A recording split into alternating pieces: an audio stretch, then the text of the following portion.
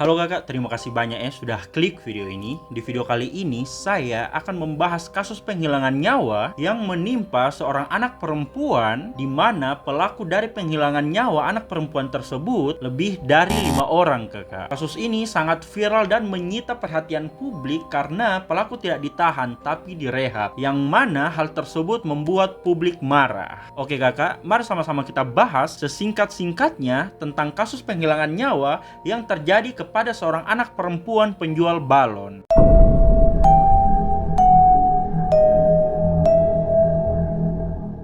Jadi kakak, Ayu Andriani atau yang biasa dipanggil Ayu adalah seorang anak perempuan berusia 13 tahun yang lahir dari pasangan Udin dan Winarti yang tinggal di Kelurahan Pipareja, Kecamatan Kemuning, Palembang. Ayu bersekolah di salah satu SMP yang ada di Palembang. Ayu ini tumbuh di tengah keluarga yang sangat sederhana kakak. Ia dikenal sebagai anak yang pendiam, pintar dan dewasa. Di usianya yang masih muda, ia sudah memiliki pikiran untuk berusaha sendiri. Ayu tidak mau bergantung dan menyusahkan kedua orang tuanya karena dia mengetahui bagaimana kondisi keuangan keluarganya. Dalam kesehariannya, Ayu menjual balon untuk memenuhi kebutuhannya. Ayu juga tidak seperti kebanyakan anak-anak seusianya yang meminta orang tua untuk membelikan barang yang diinginkan. Ayu lebih memilih untuk berjualan agar dapat membeli barang yang ia inginkan, termasuk untuk membeli sebuah HP. Ayu mulai menjual balon setiap harinya sepulang sekolah dengan berkeliling-keliling kampung menawarkan balon jualannya. Selain pintar dan mandiri, Ayu juga terkenal di sekolahnya karena memiliki fisik yang cantik. Jadi tidak heran kakak kalau Ayu ini banyak didekati oleh laki-laki seumurannya. Salah satunya adalah seorang anak laki-laki bernama Imam. Oke, kita bahas sedikit tentang Imam ya kakak. Jadi kakak, Imam sendiri adalah seorang anak laki-laki yang berusia 16 tahun. Dapat dibilang kalau Imam ini adalah seorang anak laki-laki yang mempunyai kelakuan yang kurang baik kakak. Karena diketahui kalau Imam suka mengoleksi dan menonton video-video dewasa. Oke, kita balik lagi ke Ayu ya kakak. Karena memiliki fisik yang cantik, banyak laki-laki seusianya yang mendekatinya, termasuk Imam seperti yang sudah saya bilang tadi kakak. Imam pun mulai mendekati Ayu dengan mengirimkan chat melalui akun Facebooknya dan dibalas oleh Ayu. Semakin hari hubungan Imam dan Ayu semakin dekat. Mereka berdua pun akhirnya memutuskan untuk berpacaran. Tapi kakak, kedekatan antara Ayu dan Imam ini ternyata tidak tulus karena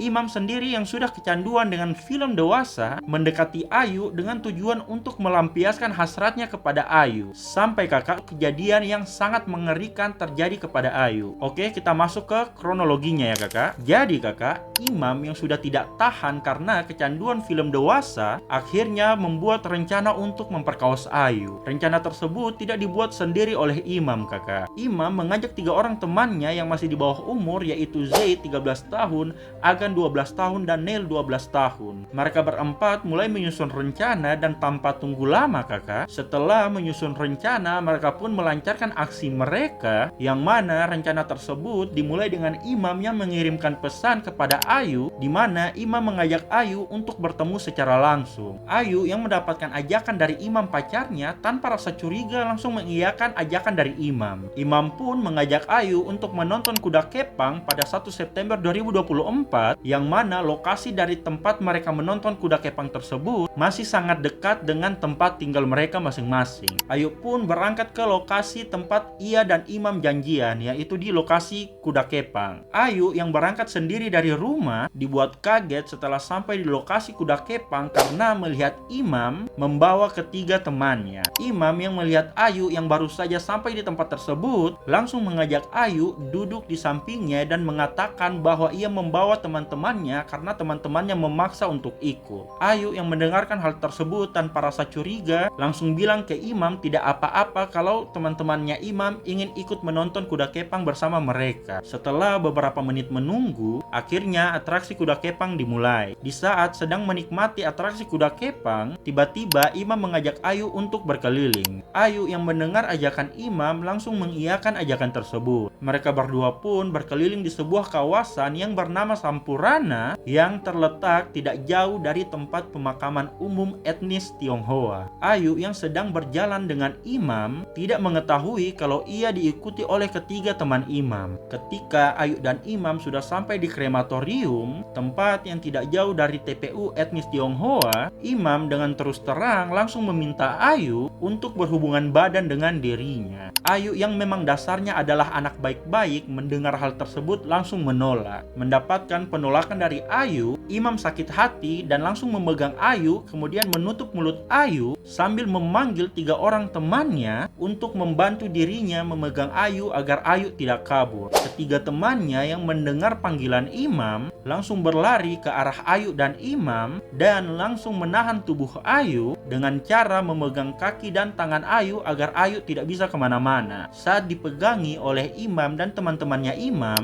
Ayu mencoba melawan mereka berempat dengan cara memberontak tetapi tidak berhasil, kakak. Ketika badan Ayu dipegangi oleh teman-temannya, imam terus-terusan menutup mulut Ayu dengan menggunakan tangannya. Ayu yang terus memberontak membuat imam emosi dan langsung menutup hidung Ayu dengan sangat keras sampai Ayu lemas dan kehilangan nyawanya di tempat karena tidak bisa bernapas. Melihat Ayu yang sudah tidak bergerak, keempat orang ini hanya berpikir kalau Ayu hanya pingsan saja. Mereka tidak tahu kalau Ayu sudah kehilangan nyawanya karena kehabisan oksigen. Melihat Ayu yang sudah tidak sadarkan diri, mereka berempat pun melancarkan aksinya dengan memperkaos Ayu secara bergantian. Mereka melakukan aksi tersebut kurang lebih 1 jam dan setelah memperkaos Ayu secara bergantian, mereka berempat berniat untuk menghilangkan jejak agar aksi mereka tidak ketahuan. Tubuh Ayu yang sudah tidak berdaya dipindahkan dari tempat kejadian ke lokasi pemakaman etnis Tionghoa dengan cara diseret melewati semak-semak agar tidak ketahuan oleh orang lain. Setelah menyeret tubuh Ayu melewati semak-semak, mereka pun sampai di pemakaman. Sesampainya mereka di pemakaman, ternyata mereka memperkaos Ayu untuk kedua kalinya. Mungkin karena belum puas ya kakak, jadi mereka ini mengulangi aksi mereka sama seperti di lokasi pertama,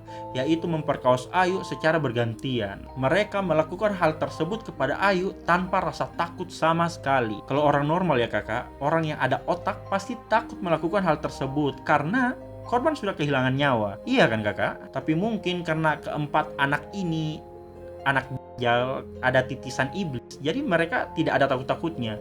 Mereka tetap melakukan pemerkosaan secara bergantian kepada Ayu yang sudah kehilangan nyawa.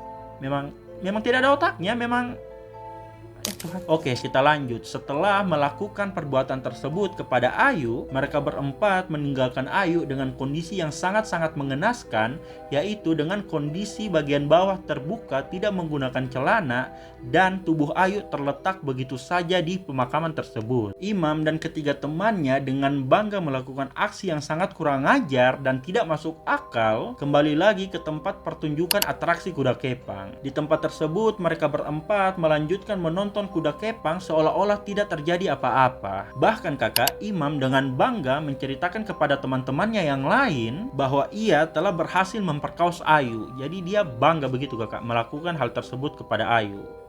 Iya Tuhan, imam memang tidak ada otaknya ini manusia satu Tuhan. Singkat cerita, keesokan harinya yaitu pada tanggal 2 September 2024 di siang hari, tubuh Ayu ditemukan oleh seorang warga. Kita sebut saja warga ini saksi ya kakak. Nah, menemukan jenazah anak perempuan di tempat pemakaman tersebut, saksi ini langsung melaporkan penemuannya kepada ketua RT setempat. Ketua RT yang mendapatkan laporan tersebut langsung menuju ke lokasi ditemukannya jenazah anak perempuan itu sambil menelpon pihak kepolisian untuk melaporkan penemuan jasad tersebut. Dan tidak tunggu lama kakak, pihak kepolisian yang mendapatkan laporan tersebut langsung menuju ke tempat kejadian dan langsung melakukan pemeriksaan terhadap jenazah yang ditemukan. Saat itu TKP menjadi sangat ramai kakak. Banyak warga yang berdatangan untuk melihat siapa sebenarnya jenazah anak perempuan ini. Di tengah ramainya warga yang datang untuk melihat olah TKP yang dilakukan oleh pihak kepolisian,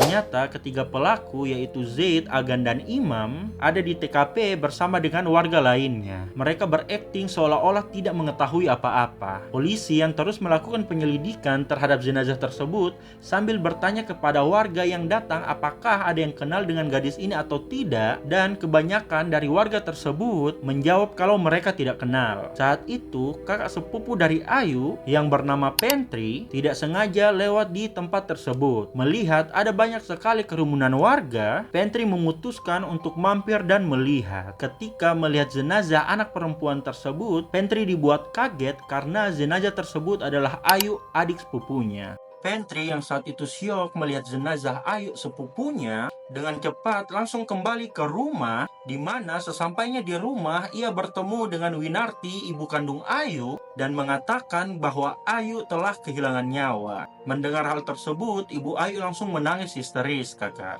Ia tidak percaya kalau Ayu pergi dengan begitu cepat. Dalam keadaan menangis, Winarti menelpon suaminya yaitu ayah Ayu yang bernama Udin dan mengatakan bahwa Ayu sudah tidak ada di dunia ini. Udin yang mendengar hal tersebut langsung kaget dan menangis histeris. Udin pun langsung pulang sesaat setelah mendengar berita tersebut dan bertemu dengan pihak kepolisian. Udin meminta kepada pihak kepolisian untuk melakukan penyelidikan sampai pelaku penghilangan nyawa anaknya ditemukan. Singkat cerita, pihak kepolisian langsung membawa jenazah Ayu ke Rumah Sakit Bayangkara Muhammad Hasan Palembang untuk dilakukan otopsi. Pihak forensik yang melakukan otopsi membuat pernyataan bahwa Ayu kehilangan nyawanya karena kekurangan oksigen setelah diperkaos. Pernyataan tersebut dibuat oleh tim forensik setelah melakukan pemeriksaan kepada tubuh Ayu dan menemukan kalau di tubuh Ayu ada luka di bagian leher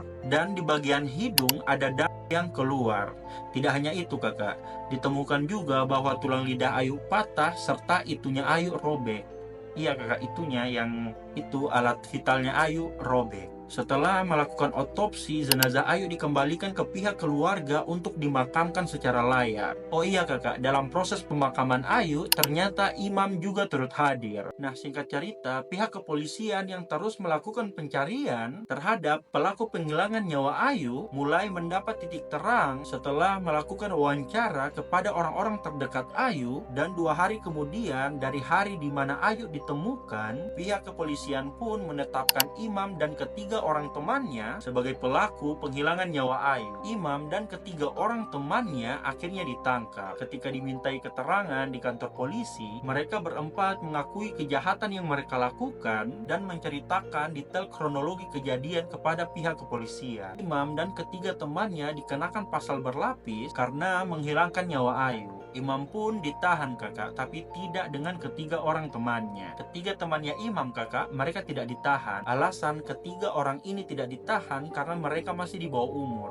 Jadi mereka ini hanya direhab.